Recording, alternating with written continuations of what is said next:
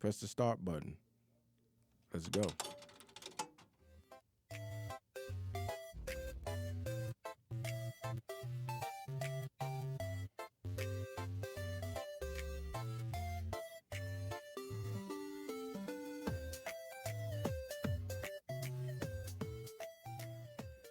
Good evening, everyone. I'm your host, Lawrence, and welcome to the One Life Player. If you grew up gaming, stepped away, came back, or just never stopped, this is for you. I, a casual gamer with a filmmaking background, am here to talk about how games have changed, how we've changed with them, and why they still capture us. It's less about grinding and more about what sticks with you. Let's begin.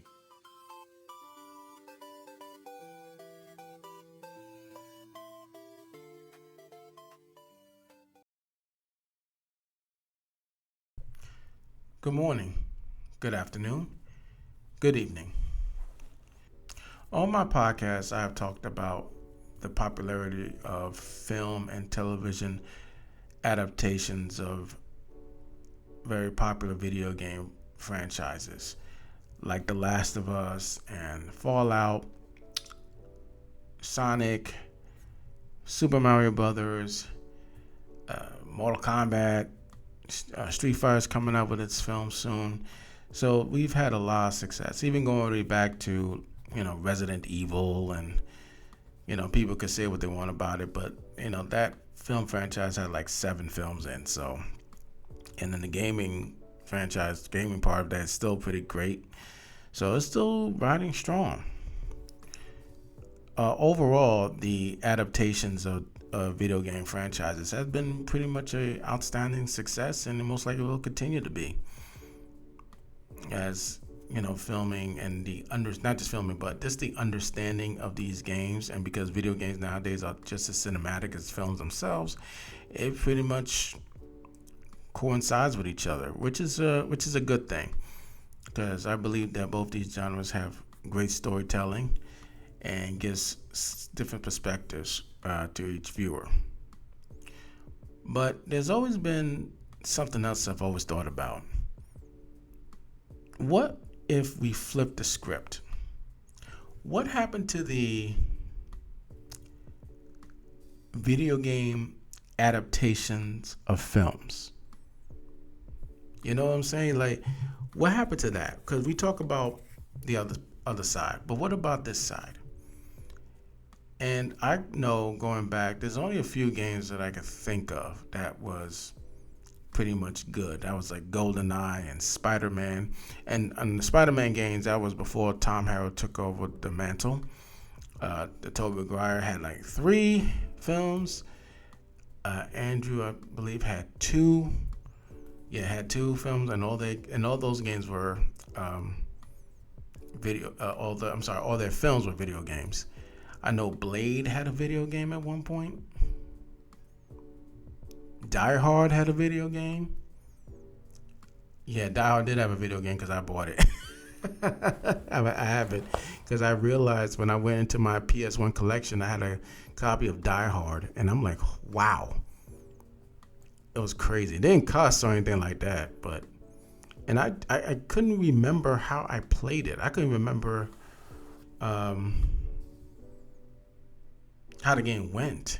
To be honest, I may have to go back and play it just to remember how it looked, because wow, it was so long ago.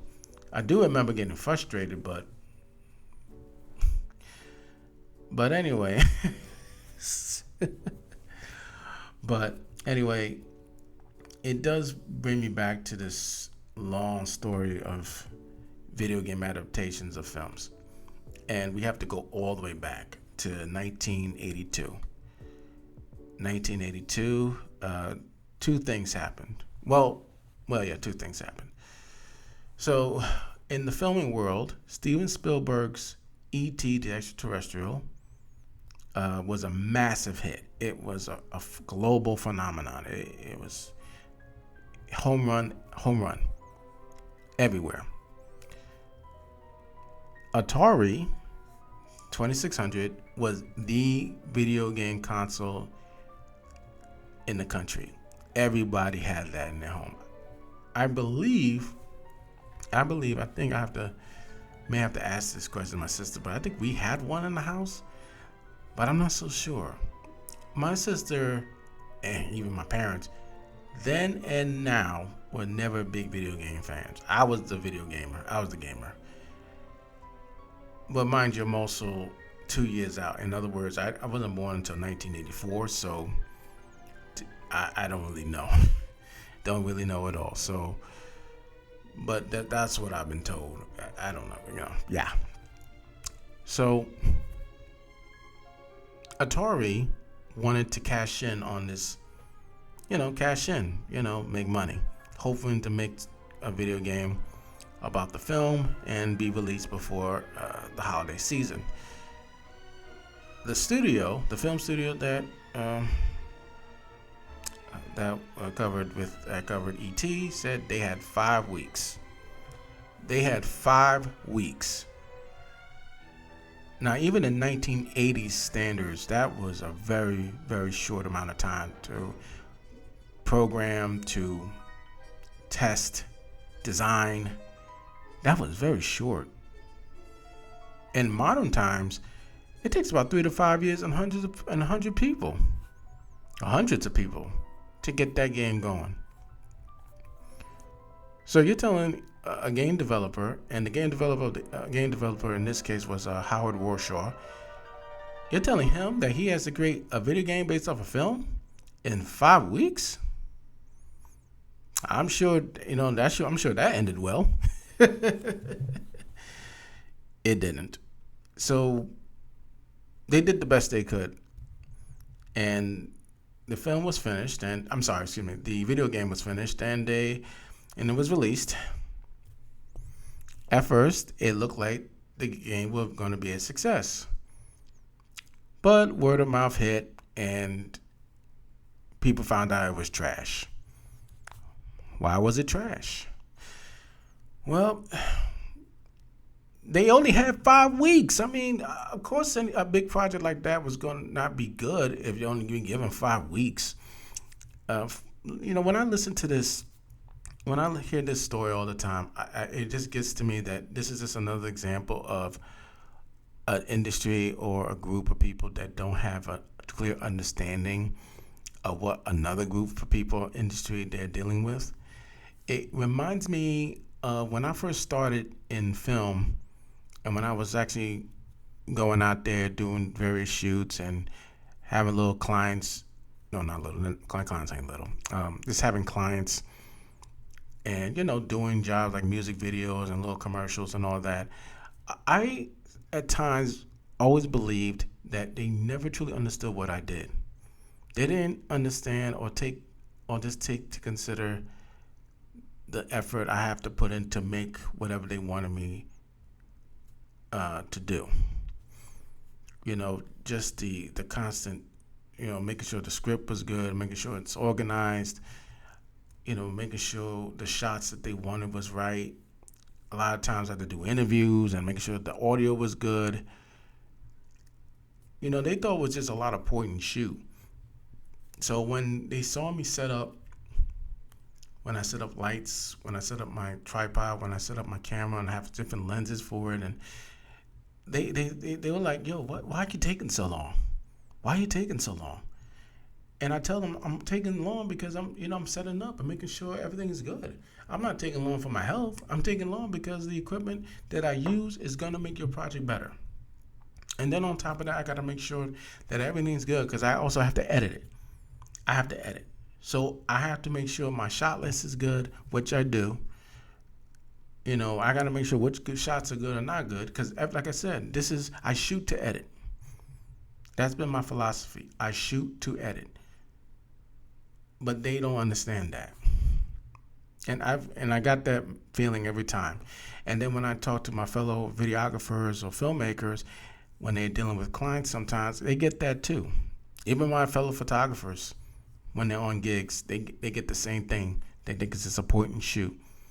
They don't understand the work, the timing, the eye, And constantly, when I constantly read and hear about the story about ET, it's kind of like in that same realm.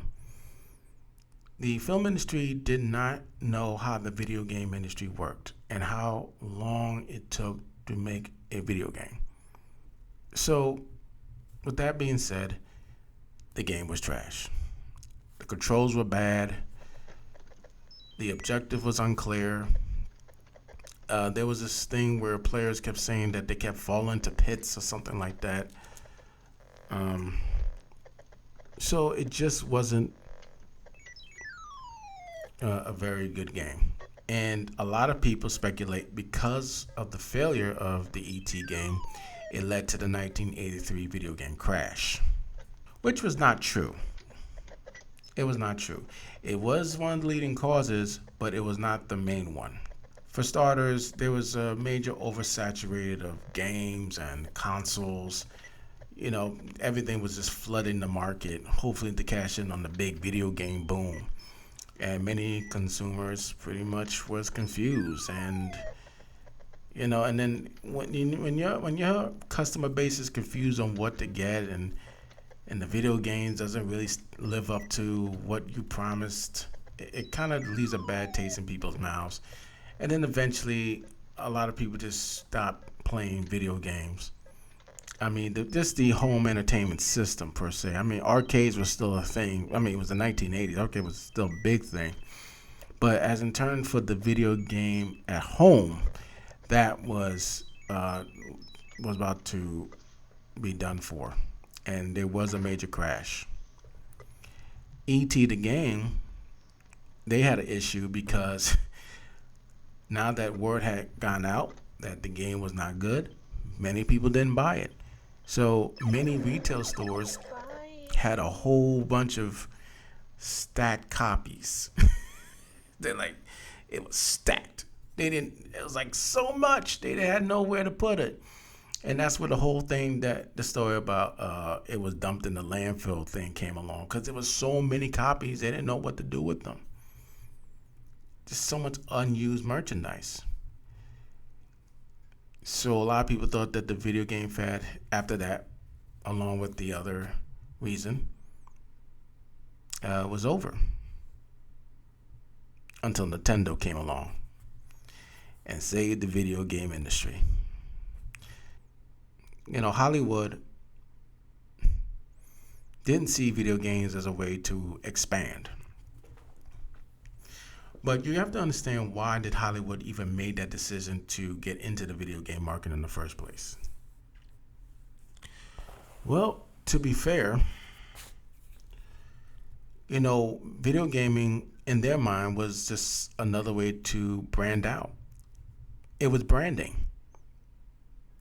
Think of it like this. When you watch as a child, you watch a superhero film, right? So what do you do with that? You want it to exist outside of the film.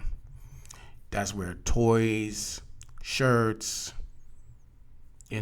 all that stuff comes in, and eventually cartoons, TV shows, and eventually, video games. And it's also the reverse. When a big video game comes out, it's a hit. Toys, t-shirts, TV shows, and films. It's very intertwined with one another because it's about branding. You want your product to be exposed as much as possible, because the more you expose it, the more money you make. It's simple.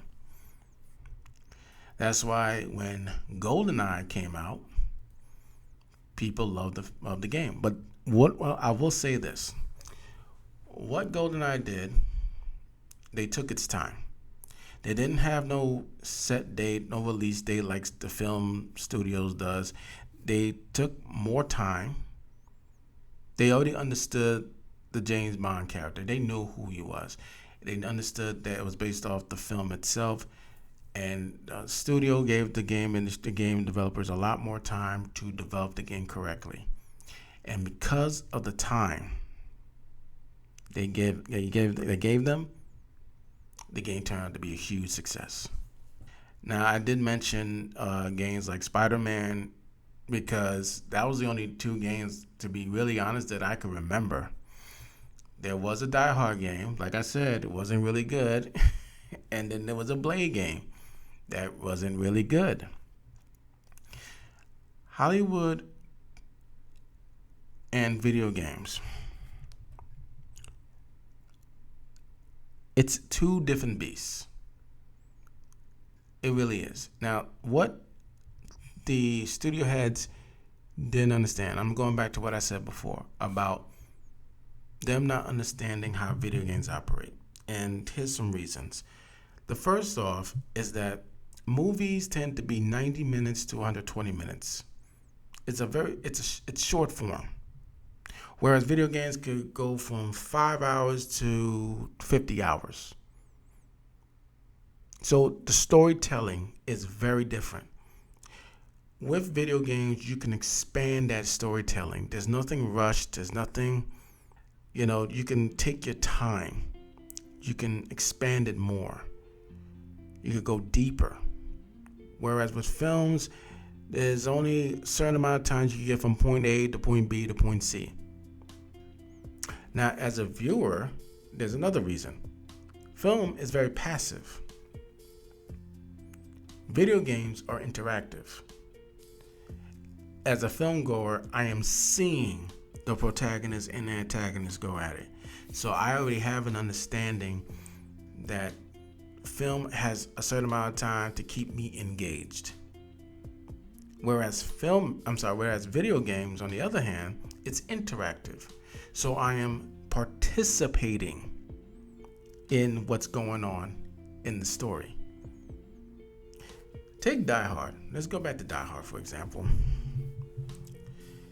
Die Hard, the game, I had to,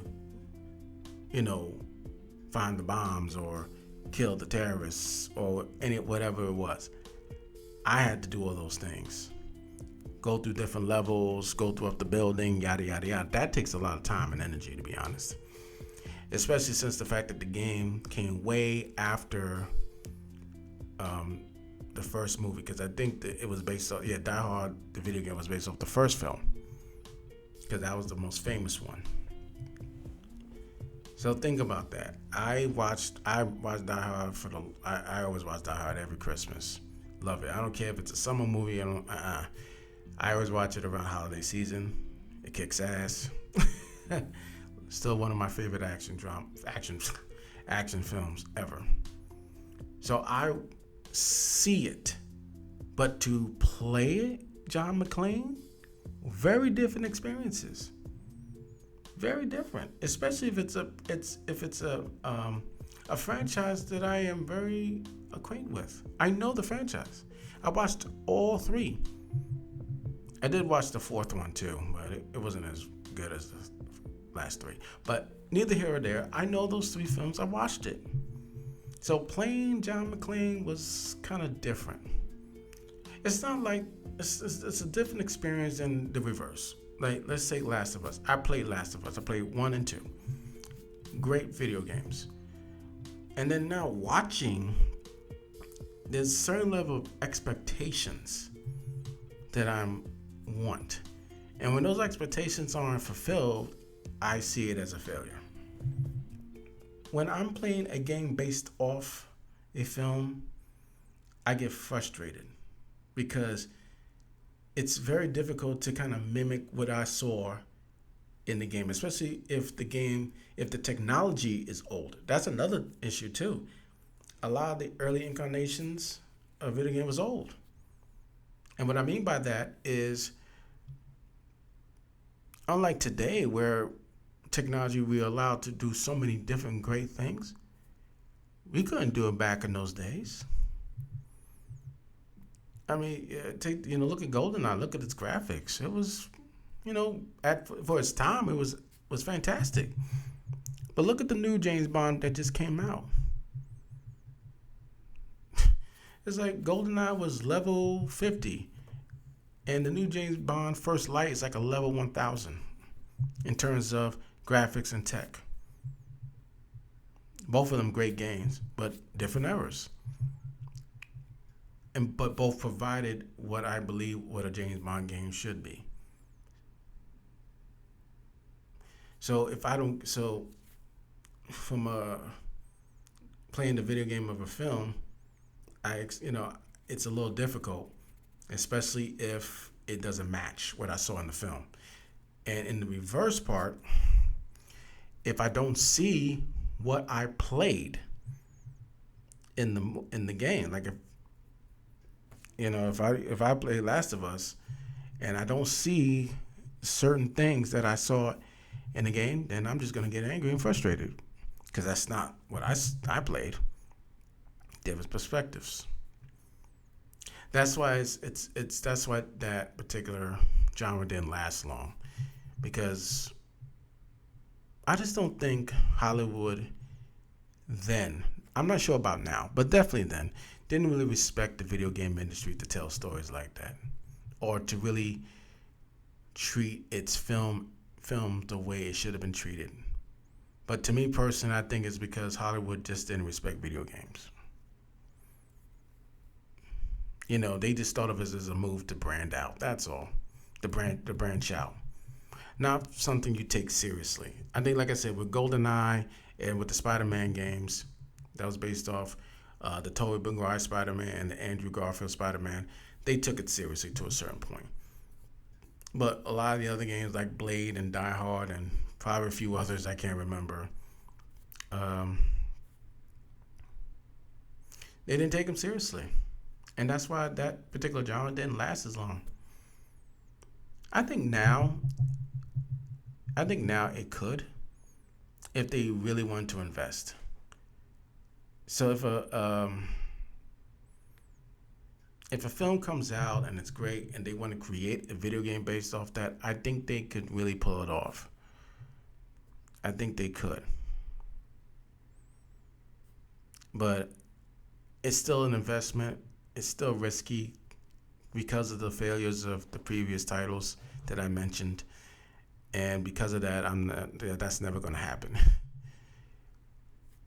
So we will see a lot more film adaptation, a lot more TV adaptations of video games, more so than the other way around. Because film and TV adaptations are just, in terms of money, profitable than video game adaptations of films. I always wonder what would be a very good video game, not a video, video game adaptation of a film. What would be a good one? This new film that just came out, Backrooms. Yeah, I think is it called Backrooms? A new film that came out. That would be something interesting to figure. That would be cool if they could create a story like that. Maybe they could do it. All right, everyone.